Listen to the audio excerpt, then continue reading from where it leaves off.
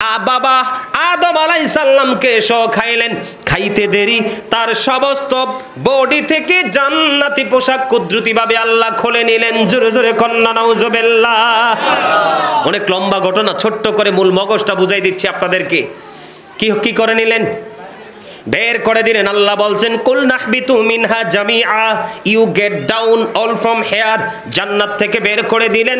জান্নাত থেকে বের করে দেওয়ার পরে আদম হাওয়া আল্লাহ রাব্বুল আলামিনকে রাজি করার জন্য, বন্ধু সবচেয়ে বড় নির্মম কথা কি জানেন? ওরা ওদের লজ্জাস্থান রেখেছিল গাছের পাতা দিয়ে। কি দিয়ে? গাছের পাতা দিয়ে। তার আল্লাহ বলেছেন শয়তান তোমরা যদি গন্ধম খাও তাহলে জালেমদের অন্তর্ভুক্ত হবে।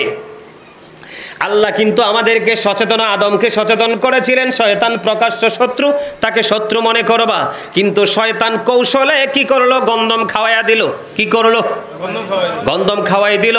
এই জন্য আদম আলাইহিস সালাম কিছু উপদেশ আদম সন্তানের জন্য রেখে গেছে। এর মধ্যেই একটা উপদেশ হলো তোমরা জীবনে চলার পথে কোনোদিন বিবির কথা মতো চলিও না। বিবির কথা মতো চললেই তোমরা বিপদে পড়বে, কারণ হাওয়ার কথা মেনে আমি আজকে জান্নাত থেকে আউট হয়ে গেছি। জোরে জোরে কন্না আল্লাহু আকবার। কারণ মহিলার সৃষ্টি বা পুরুষের পাজরের বাঁকা হাড্ডি থেকে এদের চিন্তা শুধু বাঁকা বাঁকা। দেখবেন মহিলা সোজা চিন্তা খুব কমই করে। আমার মনে হয় বর্তমানে লাখের মধ্যে একজন পাবো, 1 লক্ষের মধ্যে একজন, আননালে বাকি নাই 99 জনই কি কথা কয় না, বাঁকা বাঁকা। এটি সব বাঁকা বুদ্ধি। কথা কন না কেন? আল্লাহ রাব্বুল আলামিন বললেন বের হয়ে যাও, আউট করে দিলেন। এবার বন্ধু আল্লাহকে পাওয়ার জন্য তারা বুঝতে পারছে পৃথিবী জান্নাত এমন একটা জায়গা, শীতও লাগবে না, গরমও লাগবে না, কষ্ট হবে না বন্ধু, শুধু আরাম আর আরাম। পৃথিবীর আলো বাতাস যখন পাচ্ছে তাদের সহ্য হচ্ছে না, কিন্তু কি করবে? ভাগ্যের নির্মম পরিহাস, কর্মের ফল। আল্লাহু আকবার বলেন না। কি এটা? কি কর্মের ফল। তারপরে কি করলেন? পাগল হয়ে গেলেন আল্লাহকে পাওয়ার জন্য, আল্লাহকে রাজি করার জন্য। বন্ধু পাগল পারা হয়ে গেল, কোনোভাবে বন্ধু সুযোগ পাচ্ছে না ভালো। তারপরে আল্লাহ রাব্বুল আলামিন আদম হাওয়াকে তাওবা শিখিয়ে দিলেন। কি শিখিয়ে দিলেন? তাওবা শিখিয়ে দিলেন। অনেক সময় শত শত পার হয়ে গেছে, শত শত বছর পার হয়ে গেছে। আল্লাহ তাওবা শিখিয়ে দিলেন। রব্বানা যালামনা আনফুসানা ওয়া ইল্লাম তাগফির লানা ওয়া তারহামনা লানাকুনান্না মিনাল খাসিরিন। আল্লাহর কাছে মাফ চাইতেছে, আল্লাহ গো অন্যায় করছি, অপরাধ করছি, তুমি যদি আমাদেরকে ক্ষমা না করো তাহলে আমরা কি হব? জালেমদের অন্তর্ভুক্ত হয়ে যাব। ঠিক কিনা বলেন? আরো জোরে কর না। আমরা ক্ষতিগ্রস্ত হয়ে যাব। আল্লাহর কাছে তওবা করলেন। আল্লাহ রাব্বুল আলামিন আদম হাওয়াকে যেই দিন তওবা কবুল করে আল্লাহর প্রিয় বান্দাদের অন্তর্ভুক্ত করেছেন, রহমতের ছায়াতলে আল্লাহ রাব্বুল আলামিন আশ্রয় দিয়েছেন, ক্ষমা করেছেন, সেই দিনটা ছিল মুহররমের 10 তারিখ। আর জোরে কর না সুবহানাল্লাহ। তাহলে আদম আলাইহিস সালাম জান্নাতের মতো জায়গা থেকে কি হয়ে গেল? বিতাড়িত হয়ে গেল। আল্লাহ রাব্বুল আলামিন এই যে এতক্ষণ পুরো ঘটনাটা বললাম, এটা কিন্তু আল্লাহর পক্ষ থেকেই হয়েছে। এটা আদম হাওয়ার জন্য ছিল পরীক্ষা। কি পরীক্ষা? এই পরীক্ষা দিয়ে পরীক্ষার রেজাল্ট নিয়ে উত্তীর্ণ হয়েছেন আশুরার 10 তারিখ। আমরা যে পাপ করতেছি, অন্যায় করতেছি, আমরা কিন্তু পরীক্ষার হলেই আছি। কোথায় আছি? পরীক্ষার হলেই আছি। আমরা এখান থেকে আমরা কি করতে হবে? মুক্তি পেতে হবে। আমরা যদি তওবা খাস করে করতে পারি তাহলে আল্লাহ আমাদেরকে ক্ষমা করবেন। জোরে জোরে কন্না সুবহানাল্লাহ। তা আদম আলাইহিস সালামকে বা হাওয়া আলাইহিস সালামকে আল্লাহ ক্ষমা করেছেন, আল্লাহ আমাদেরকে ক্ষমা করবে না? ইনশাআল্লাহ আমাদেরকে আরো বেশি ক্ষমা করবেন, কারণ আমরা আল্লাহর প্রিয় হাবিব, হাবিবুল্লাহর উম্মত। জোরে জোরে কন্না সুবহানাল্লাহ। আর জোরে কন্না সুবহানাল্লাহ।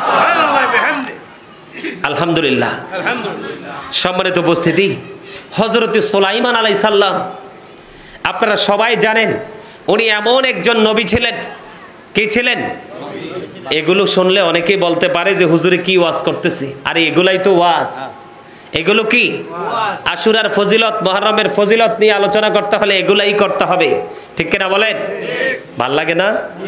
হযরত সুলাইমান আলাইহিস সালাম তিনি এমন একজন বাদশা ছিলেন এবং এমন একজন নবী ছিলেন, ওনার কথা বাতাসে শুনতো। উনি এমন বাহন নিয়ে চলাফেরা করতেন যেটা তেল লাগতো না, মোবিল লাগতো না, ডিজেল লাগতো না, ড্রাইভার লাগতো না, এটা অটো চলতো। সুবহানাল্লাহ বলেন না। উনি কিভাবে মুহররমের 10 তারিখে তিনি রাজত্ব পেলেন, এই পাওয়ার বিশাল একটা ঘটনা। এর মধ্যে আমি মূল জায়গাটা আপনাদেরকে শোনাবো। হযরত সুলাইমান আলাইহিস সালামের বাবার নাম হলো কি? হযরতে দাউদ আলাইহিস সালাম। সুবহানাল্লাহ বলেন। দাউদ আলাইহিস সালাম ওনার সন্তান, পুত্র সন্তান 15 জন ছিল। কতজন? 15 জন। এই 15 জনের ইন্টারভিউ হবে। দাউদ আলাইহিস সালাম পৃথিবী থেকে চলে যাবে। চলে যাওয়ার পূর্বক্ষণে ওনার পরে নবী একজন লাগবে না? লাগবে। ওনার পরে নবী কাকে বানাবে সেটার জন্য আল্লাহ রাব্বুল আলামিন পরীক্ষার একটা ব্যবস্থা করলেন। সুবহানাল্লাহ বলেন। বন্ধুরে আমার, পরীক্ষার ব্যবস্থাটা হলো বন্ধু, জিবরাইল আলাইহিস সালাম আল্লাহর পক্ষ থেকে কুদরতি এক সিন্দুক নিয়ে আসলেন। কি নিয়ে আসলেন? এসে দাউদ আলাইহিস সালামকে, বন্ধু উনি তো চলে যাবে, চলে যাওয়ার সময় হয়ে গেছে। উনি চলে যাওয়ার পূর্বে পৃথিবীর রাজত্ব ধরে রাখার জন্য, দ্বীনের শিক্ষা কায়েম করার জন্য, পৃথিবীর মানুষকে সত্যের সন্ধান দেওয়ার জন্য একজন বাদশা লাগবে কি লাগবে না? একজন নবী লাগবে কি লাগবে না?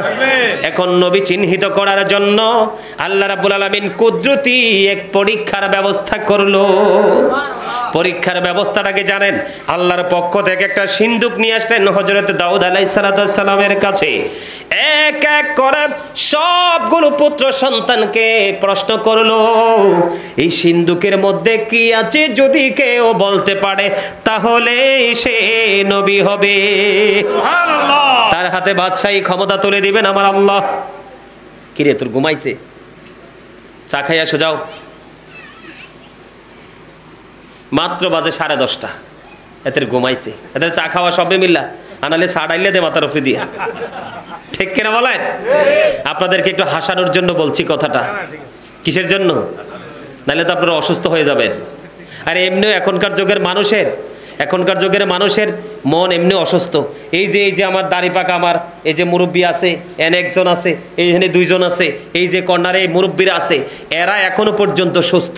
এই যে যুবকটি দেখেন না, যুবক দেখেন নাই, এখানে নাই, 2-4টা আছে। ম্যাক্সিমাম যুবক এটি আছে ঠিকই জিন্দা, চামড়াটা জিন্দা, এটি আসলে মানসিকভাবে এটি মরা। এটি কি কথা বুঝেন নাই? আপনার ছেলে বলেন, আমার ছেলে বলেন, আপনার ভাই বলেন, আমার ভাই বলেন, পাড়াপড়শি বলেন, আপনারা কি মনে করেন এখনকার যুবক ছেলেরা কি জেতা না মরা? একবারে আমাদের কুমিল্লার একবারে লোকাল ভাষায় বললাম, জেতা না মরা, জিন্দা না মুর্দা। আর আমি এই মোবাইলে এইটা গজব। এই মোবাইল একবারে চরিত্র একইবারে নষ্ট করে দিয়েছে, শুধু এটাই যথেষ্ট। কথা বলেন না কেন? আজকে যদি ইসলাম প্রিয় হতো, ধর্মভীরু হতো, আজকে কিন্তু যুবকদের এখানে উপচে পড়ার ভিড় আসতো।